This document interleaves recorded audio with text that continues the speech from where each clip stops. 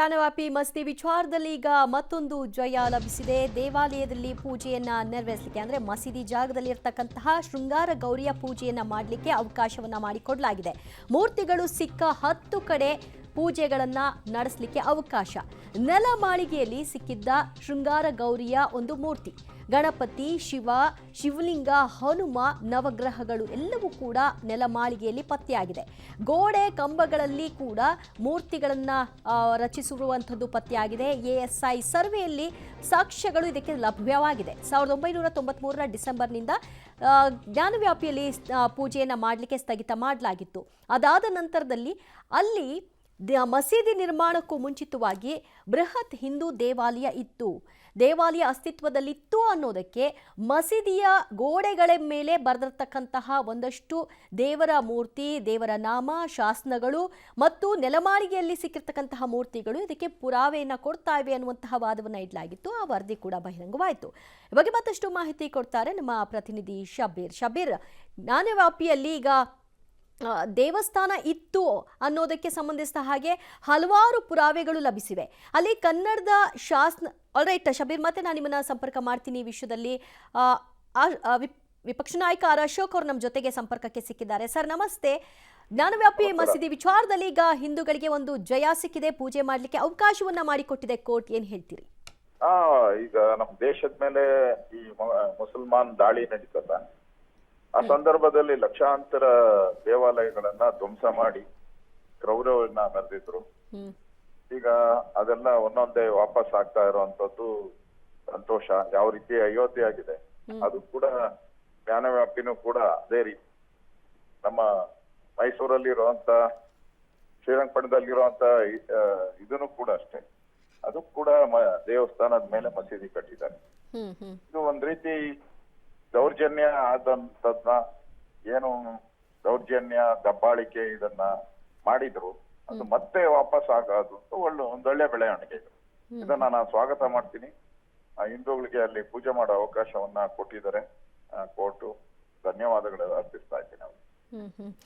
ಆದರೆ ಕಾಶಿ ಹಿಂದೂಗಳ ಪಾಲಿಗೆ ಒಂದು ರೀತಿ ಹೃದಯ ಇದ್ದ ಹಾಗೆ, ಅದರ ಪಕ್ಕದಲ್ಲೇ ಇರತಕ್ಕಂತಹ ಈ ಒಂದು ಮಸೀದಿ ಏನಿದೆ ಅಲ್ಲಿ ಹಿಂದೂ ದೇವಾಲಯ ಅಸ್ತಿತ್ವವಿತ್ತು ಅನ್ನೋದಕ್ಕೆ ಬಹಳಷ್ಟು ಪುರಾವೆಗಳು ಲಭ್ಯವಾಯಿತು. ಆ ನಂತರದಲ್ಲಿ ಈ ರೀತಿಯ ಸ್ಟೆಪ್ ಬೈ ಸ್ಟೆಪ್ ಜಯ ಲಭಿಸ್ತಾ ಹೋಗುತ್ತೆ ಅನ್ನುವಂತಹ ವಿಶ್ವಾಸ ಇತ್ತ ಸರ್?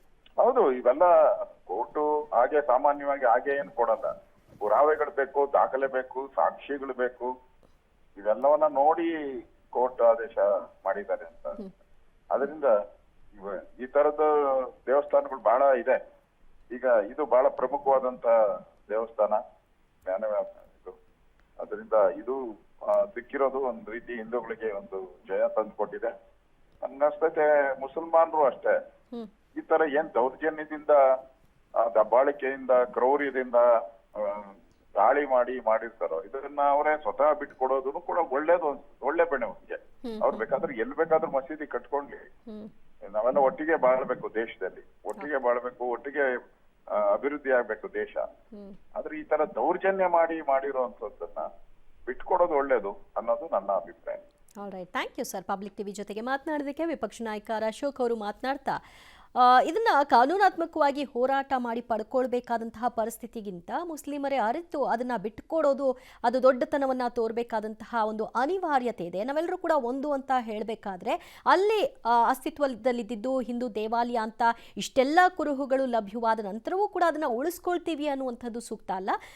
ಅವರೇ ಅದನ್ನ ಬಿಟ್ಕೊಡ್ಬೇಕು ಮುಸ್ಲಿಮರು ಅನ್ನುವಂತಹ ಅಭಿಪ್ರಾಯಗಳನ್ನ ವ್ಯಕ್ತಪಡಿಸ್ತಾ ಇದ್ರು. ಆಮೇಲೆ ಹಿಂದೆ ಮುಸ್ಲಿಂ ದೊರೆಗಳು ಮಾಡಿದಂತಹ ಒಂದು ಕೃತ್ಯ ಏನಿದೆ ಇವತ್ತು ನಾವು ಹೋರಾಟದ ಮೂಲಕವಾಗಿ ಪಡ್ಕೊಳ್ಬೇಕಾದಂತಹ ಪರಿಸ್ಥಿತಿ. ಆದರೆ ಇದನ್ನು ನಾವು ಜಯ ಅಂತ ಭಾವಿಸ್ತೀವಿ. ಮುಂದಿನ ದಿನಗಳಲ್ಲಿ ಅದು ಪರಿಪೂರ್ಣವಾಗಿ ಹಿಂದೂಗಳ ಅಸ್ತಿತ್ವಕ್ಕೆ ಬರಬೇಕು ಅಂತ ಕೂಡ ಅವರು ಹೇಳ್ತಾ ಇದ್ರು. ಮತ್ತಷ್ಟು ಮಾಹಿತಿ ಕೊಡ್ತಾರೆ ನಮ್ಮ ಪ್ರತಿನಿಧಿ ಶಬೀರ್. ಅಶೋಕ್ ಅವ್ರು ಮಾತನಾಡ್ತಾ ಒಂದು ಮಾತು ಹೇಳ್ತಾರೆ. ಅವರು ಮುಸ್ಲಿಮರು ಅದನ್ನ ಬಿಟ್ಕೊಡುವಂತಹ ದೊಡ್ಡತನವನ್ನ ತೋರಿಸ್ಬೇಕು, ಅದನ್ನ ಕಾನೂನಾತ್ಮಕವಾಗಿ ಫೈಟ್ ಮಾಡುವಂತಹ ಅಗತ್ಯ ಬೇಡ ಅಂತ. ಸೊ ಆ ಪರಿಸ್ಥಿತಿ ಇದೆಯಾ ಜ್ಞಾನವ್ಯಾಪಿಯಲ್ಲಿ? ಆ ಪರಿಸ್ಥಿತಿ ಇದ್ದಿದ್ರೆ ಇಷ್ಟೊಂದು ಸಮಯ ತೆಗೆದುಕೊಳ್ತಿತ್ತ? ದಿವ್ಯಾ, ಸದ್ಯಕ್ಕೆ ಆ ಪರಿಸ್ಥಿತಿಗಳು ಎಲ್ಲೂ ಕೂಡ ಕಂಡು ಬರ್ತಾ ಇಲ್ಲ. ಕಾನೂನಿನ ಮೂಲಕವೇ ಈ ಒಂದು ಸಮಸ್ಯೆ ಇತ್ಯರ್ಥ ಪಡಬೇಕಾದಂತ ಅನಿವಾರ್ಯತೆಗೆ ಸದ್ಯಕ್ಕೆ ನಿರ್ಮಾಣ ಆಗಿರುವಂತದ್ದು. ಯಾಕಂದ್ರೆ ಎರಡೂ ಪರ ಕಾನೂನು ಹೋರಾಟಗಳು ಈಗಾಗಲೇ ಆರಂಭ ಆಗಿರುವಂತದ್ದು. ಜಿಲ್ಲಾ ಹಂತದ ನ್ಯಾಯಾಲಯದಿಂದ ಹಿಡಿದು ಸುಪ್ರೀಂ ಕೋರ್ಟ್ ಹಂತದವರೆಗೂ ಕೂಡ ಬೇರೆ ಬೇರೆ ಆಯಾಮಗಳಲ್ಲಿ ಬೇರೆ ಬೇರೆ ಅರ್ಜಿಗಳು ಕೂಡ ಈಗಾಗಲೇ ಪೆಂಡಿಂಗ್ ಅಲ್ಲಿ ಇರುವಂತದ್ದು. ಹೀಗಾಗಿ ಒಂದೊಂದೇ ಅರ್ಜಿಗಳನ್ನ ವಿಚಾರಣೆ ನಡೆಸಿ ಇತ್ಯರ್ಥ ಪಡಿಸುವಂತ ಕೆಲಸವನ್ನ ಕೂಡ ಮಾಡ್ಲಾಗ್ತಾ ಇರುವಂತದ್ದು. ಮತ್ತೆ ಯಾವುದೇ ಒಂದು ಪ್ರಕರಣವನ್ನ ಪರಿಸ್ಥಿತಿಯನ್ನು ಅವಲೋಕಿಸದೆ ಅಥವಾ ಅದರ ಹಿನ್ನೆಲೆಯನ್ನ ತಿಳಿದುಕೊಳ್ಳದೆ ಯಾವುದೇ ನಿರ್ಧಾರಗಳನ್ನ ಕೋರ್ಟ್ ಕೂಡ ತೆಗೆದುಕೊಳ್ಳಲಿಕ್ಕೆ ಸಾಧ್ಯ ಇಲ್ಲ.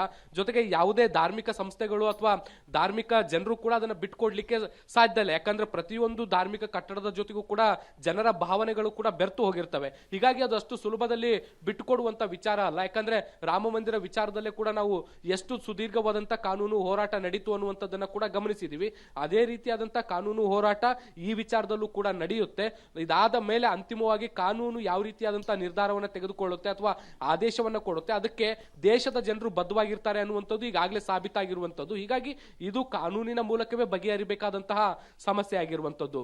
ದಿವ್ಯಾ, ರೈಟ್, ಶಂಭೀರ್ ಸಂಪರ್ಕದಲ್ಲಿರಿ, ಮತ್ತಷ್ಟು ಮಾಹಿತಿಯನ್ನು ನಿಮ್ಮಿಂದ ಪಡೆದುಕೊಳ್ತೀವಿ. ಈಗ ನೆಲಮಾಳಿಗೆಯಲ್ಲಿ ಸಿಕ್ಕಂತಹ ಮೂರ್ತಿಗಳಿಗೆ ಒಟ್ಟು 10 ಕಡೆಗಳಲ್ಲಿ ಈಗ ಪೂಜೆ ಮಾಡಲಿಕ್ಕೆ ಅವಕಾಶ ಲಭ್ಯವಾಗಿದೆ. ಈ ಕುರಿತಾಗಿ ನ್ಯಾಯಾಲಯದಲ್ಲಿ ಅನುಮತಿ ಸಿಕ್ಕ ನಂತರದಲ್ಲಿ ವಕೀಲರು ಮಾಹಿತಿಯನ್ನು ಹಂಚಿಕೊಂಡಿದ್ದಾರೆ. 7 ದಿನಗಳಲ್ಲಿ ಜ್ಞಾನವ್ಯಾಪ್ತಿಯಲ್ಲಿ ಪೂಜೆಯನ್ನು ಆರಂಭ ಮಾಡಬಹುದಾಗಿದೆ ಅಂತ. 1993ರ ನಂತರದಲ್ಲಿ ಅಲ್ಲಿ ಪೂಜೆಗೆ ಅವಕಾಶ ಇರಲಿಲ್ಲ, ಪೂಜೆ ಸ್ಥಗಿತಗೊಂಡಿತ್ತು. ಇಷ್ಟೆಲ್ಲ ಮೂರ್ತಿಗಳು ಅಲ್ಲಿದೆ ಅಂತ ಅಂದ ಮೇಲೆ ಹಿಂದೂಗಳ ಹಕ್ಕು ಅಲ್ಲಿ ಸಹಜವಾಗಿ ಇದ್ದೇ ಇರುತ್ತೆ. ನಮಗೆ ಪೂಜಾ ಹಕ್ಕನ್ನು ನಮಗೆ ವಾಪಸ್ ಕೊಡಿ ಅನ್ನುವಂಥ ಹಿನ್ನೆಲೆಯಲ್ಲಿ ಕೋರ್ಟ್ ಮೊರೆ ಹೋಗಲಾಗಿತ್ತು.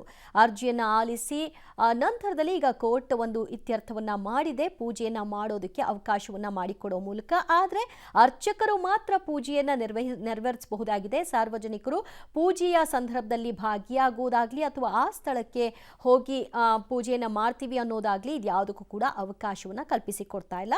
ಮುಂದಿನ ದಿನಗಳಲ್ಲಿ ಅದು ಬೇರೆ ರೀತಿಯಾದಂತಹ ಸಮಸ್ಯೆಗಳಿಗೆ ನಾಂದಿ ಆಡಬಾರದು ಅನ್ನುವಂತಹ ಹಿನ್ನೆಲೆಯಲ್ಲಿ ಈ ರೀತಿಯ ನಿರ್ಧಾರವನ್ನು ತೆಗೆದುಕೊಳ್ಳಲಾಗಿದ್ದು ಅರ್ಚಕರಿಗೆ ಪೂಜೆಯನ್ನ ಮಾಡಲಿಕ್ಕೆ ಅವಕಾಶವನ್ನ ಮಾಡಿಕೊಡ್ತಾ ಇದ್ದಾರೆ. ಸೊ ಒಂದು ಕಡೆಯಲ್ಲಿ ಪುರಾತತ್ವ ಇಲಾಖೆಯ ಸರ್ವೇಕ್ಷಣಾ ವರದಿಯಲ್ಲಿ ವರದಿಯನ್ನು ಸರ್ವೆ ಮಾಡಲಿಕ್ಕೆ ಅವಕಾಶ ಮಾಡಿಕೊಡ್ತು. ಆ ವರದಿ ಬಹಿರಂಗವಾಯಿತು. ಆ ವರದಿ ಬಹಿರಂಗ ಆದ ನಂತರದಲ್ಲಿ ಈಗ ಪೂಜೆಗೆ ಅವಕಾಶ ಸಿಗ್ತಾ ಇದೆ.